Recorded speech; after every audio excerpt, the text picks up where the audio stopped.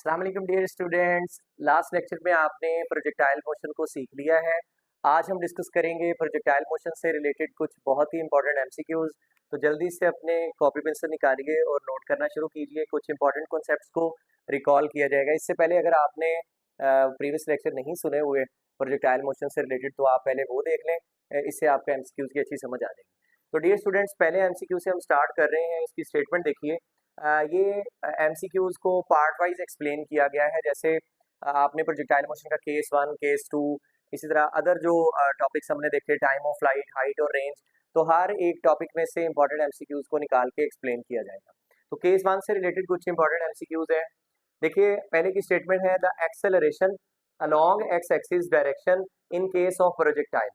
Projectile वाले case में x axis के अलोंग बॉडी का एक्सेलरेशन क्या होता है। तो इस पे हमने बहुत क्लियर बात की हुई है कि एक्स एक्सिस में बॉडी के ऊपर एक ही फोर्स लग रही होती है, that is force due to air friction. तो उसको हम इग्नोर करते हैं। अब जब फोर्स नहीं लगेगी, जरा देखिए, अगर आप देखें कि फोर्स एक्स एक्सिस में जीरो है, हमने इसको इग्नोर किया होता है, तो सेकंड लॉ ऑफ मोशन के अकॉर्डिंग जो हॉरिजॉन्टल एक्सेलरेशन है ये भी जीरो के इक्वल होगा। इसका ये मतलब हुआ कि हमारा जो हॉरिजॉन्टल एक्सेलरेशन है ये जीरो रहेगा। हाँ, अगर आपसे ये कहा जाता है कि वर्टिकल एक्सेलरेशन बताइए क्या होगा, तो वो जी के इक्वल होगा, वो कांस्टेंट रहता है और उसकी value 9.8 metre per second square ली जाती है। इसी तरह बच्चों, सेकंड एमसीक्यू की तरफ हम बढ़ रहे हैं। सेकंड एमसीक्यू ये कुछ न्यूमेरिकल टाइप है कि an object is thrown horizontally with constant velocity of 30 meter per second. एक ऑब्जेक्ट को हॉरिजॉन्टली लॉन्च किया जा रहा है कुछ 30 मीटर पर सेकंड की वेलोसिटी से। अब ये केस 1 की आपको समझ आ चुकी है पहले, क्योंकि आपने उसका लेक्चर लिया हुआ है कि हमने वहां पर देखा था कि हम एक ऑब्जेक्ट को सिर्फ हॉरिजॉन्टली लॉन्च कर रहे हैं, यानी कि बिल्कुल स्ट्रेट आप थ्रो कर रहे हैं।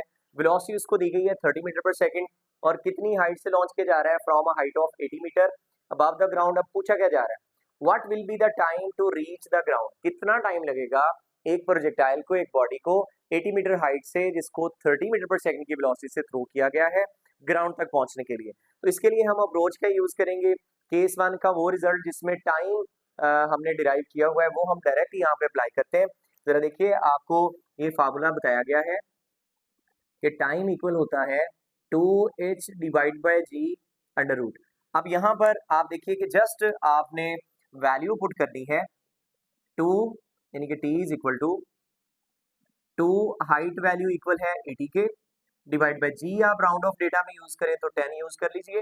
तो ये आपको आंसर इसका मिल जाएगा, that is 160 divide by 10 which equals 16 under root. और 16 अंडर रूट किसके इक्वल है, 4 के, और टाइम का यूनिट क्या होता है, सेकंड।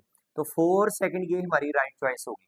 तो स्टेटमेंट अगर आपको चेंज करके भी पूछ लिया जाए तो ये फार्मूला आपने माइंड में रखना है, इससे आप सिंपल सोल्यूशन जो है ऑब्टेन कर सकते हैं।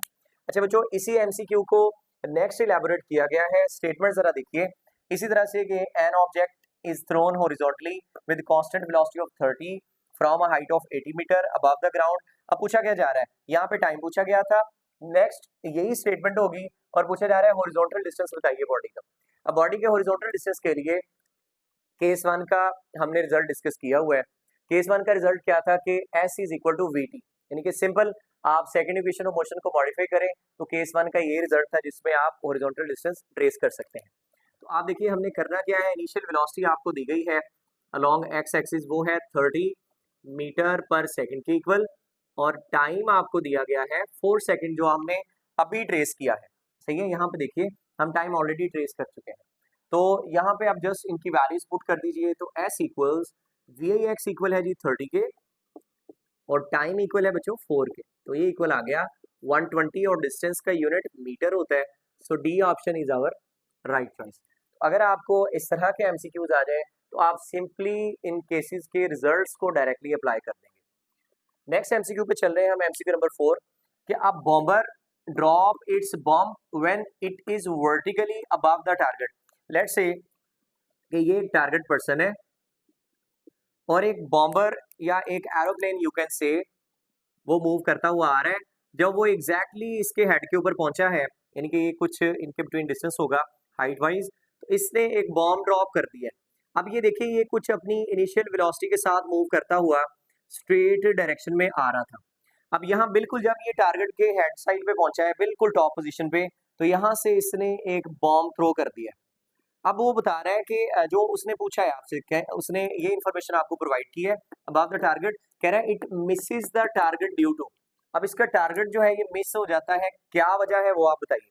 देखिए ये कुछ इनिशियल वेलोसिटी से चलता हुआ आ रहा था, जैसे ही ये बॉम्ब ड्रॉप करेगा, अब चूंकि ये बॉम्ब भी इसके साथ मोशन में होगा, तो इनर्शिया की वजह से ये बॉडी अपनी मोशन को कंटिन्यू रखेगी, तो बजाय ये वर्टिकली इस पर्सन के ऊपर स्ट्राइक करे टारगेट के ऊपर, ये कहीं इस तरह से फॉरवर्ड जाके स्ट्राइक करेगा ग्राउंड के ऊपर।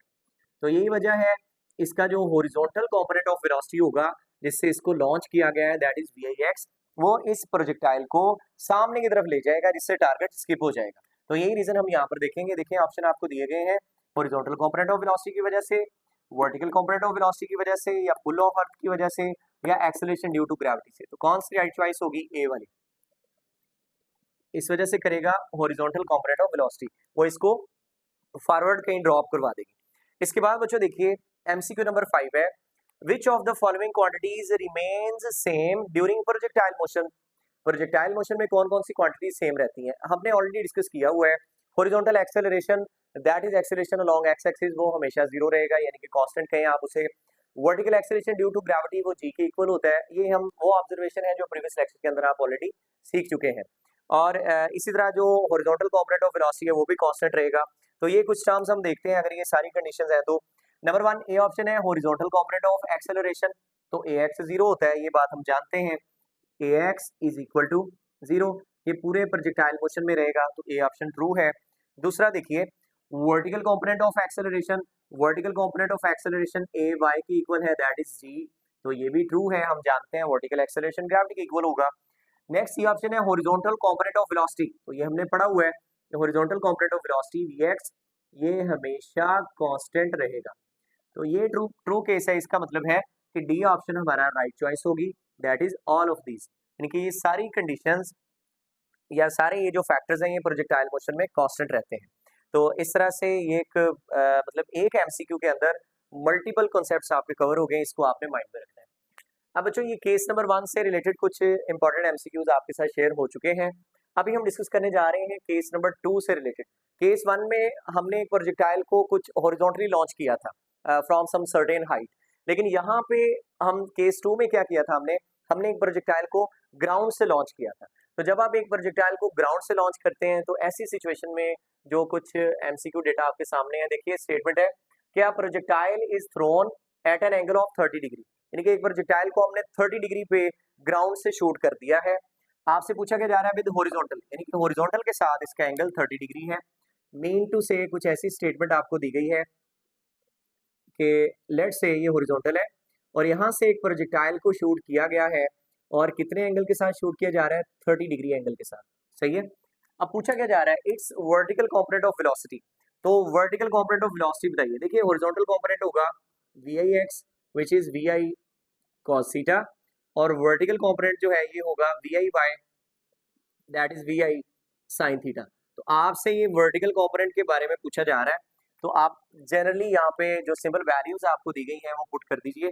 देखिए आपको आंसर क्या मिलता है, VIY equals VI initial velocity जो है, लेट से आपको कोई भी उसकी सर्टेन वैल्यू दे दी जाती है, यहाँ पे हमें वेलोसिटी की वैल्यू नहीं गिवन, तो आप सिंपली इसे सॉल्व कर लेंगे। VI को आप सेम लिखा रहने दें, और साइन थीटा वैल्यू किसके इक्वल है? 30 डिग्री के, तो यहाँ से आपको आंसर मिल जाएगा, you can simply write as VI sin 30 1/2 के इक्वल है।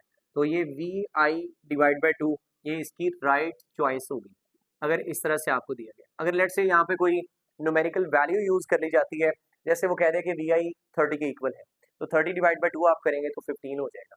तो यहाँ से एक और इम्पॉर्टेंट कॉन्सेप्ट मिलता है कि 30 डिग्री एक ऐसा एंगल है जिसपे जो इनिशियल वेलोसिटी बॉडी की होगी वो अपनी ओरिजिनल वैल्यू का हाफ बाकी रह जाएगी। तो 30 डिग्री वाली वैल्यू आप या ये टर्म आप ध्यान में रखें। इसके बाद नेक्स्ट MCQ देखिए, MCQ नंबर 7 कि at maximum height the velocity of projectile is. देखिए मैक्सिमम हाइट पे जब एक प्रोजेक्टाइल चला जाता है, इसको ड्रॉ करके देखते हैं कि ये लेट से हमने एक प्रोजेक्टाइल थ्रो किया है, जब वो अपनी इस मैक्सिमम हाइट के ऊपर पहुंचता है तो बताइए उसकी वेलोसिटी क्या होगी। आपको ये ऑलरेडी सिखाया गया है कि जब आप एक बॉडी को थ्रो कर रहे होते हैं तो उसकी वेलोसिटी दो कंपोनेंट्स में रिजॉल्व हो जाती है, जो 2 डायमेंशनल मोशन परफॉर्म कर रही है बॉडी। एक वो कंपोनेंट होता है जो इसको स्ट्रेट सामने लेके जाना चाह रहा है, और दूसरा वो कंपोनेंट है जो इसको अपवर्ड यानी कि हाइट गेन करवा रहा होता है। और जब मैक्सिमम हाइट के ऊपर पहुंचेंगे, यहाँ बॉडी ने मैक्सिमम हाइट गेन कर ली है, तो हाफ लाइफ तक जो बॉडी के कंपोनेंट्स है उसको इनिशियल ट्रीट किया जाता है, और जब मैक्सिमम हाइट के ऊपर पहुंच जाएगी उसके बाद फाइनल कंपोनेंट स्टार्ट हो जाते हैं। तो इस पॉइंट के ऊपर आके देखिए फाइनल वेलोसिटी का वर्टिकल कंपोनेंट जो है ये जीरो के इक्वल हो जाता है, और जस्ट बॉडी में एक्सेलरेशन, आप जानते हैं हॉरिजॉन्टल एक्सेलरेशन चूंकि जीरो के इक्वल होगा, तो बॉडी की हॉरिजॉन्टल वेलोसिटी या वीएफएक्स ये जस्ट कांस्टेंट रहेगा। इसका ये मतलब हुआ जब बॉडी मैक्सिमम हाइट के ऊपर जाएगी तो इसकी वेलोसिटी के इनिशियली अगर आप देखें तो दो कंपोनेंट्स थे, मैक्सिमम हाइट के ऊपर जाके फाइनल वेलोसिटी का वर्टिकल कंपोनेंट जीरो हो जाता है, और बॉडी में जस्ट वेलोसिटी रह जाती है, हॉरिजॉन्टल कंपोनेंट जस्ट इसका रिमेनिंग होगा। इसका ये मतलब हुआ कि जब बॉडी मैक्सिमम हाइट के ऊपर जाएगी तो वेलोसिटी ऑफ प्रोजेक्टाइल जो है ये मिनिमम हो जाएगी। इसका ये मतलब हुआ कि मिनिमम वाला ऑप्शन जो है ये हमारी ट्रू चॉइस है, क्योंकि फाइनल वेलोसिटी का वर्टिकल कंपोनेंट जीरो हो जाता है। इस तरह बच्चों नेक्स्ट आपको एमसीक्यू नंबर 8 पूछा जा रहा है कि shape of trajectory of projectile. तो प्रोजेक्टाइल की शेप क्या होती है? आप जानते हैं हम ग्राउंड से शॉर्ट रेंज डिस्कशन कर रहे होते हैं, और प्रोजेक्टाइल की शेप होती है पैराबोलिक। तो पैराबोलिक या पैराबोला अगर आपको ऑप्शन आ जाता है तो हम इसको ट्रू काउंट करेंगे।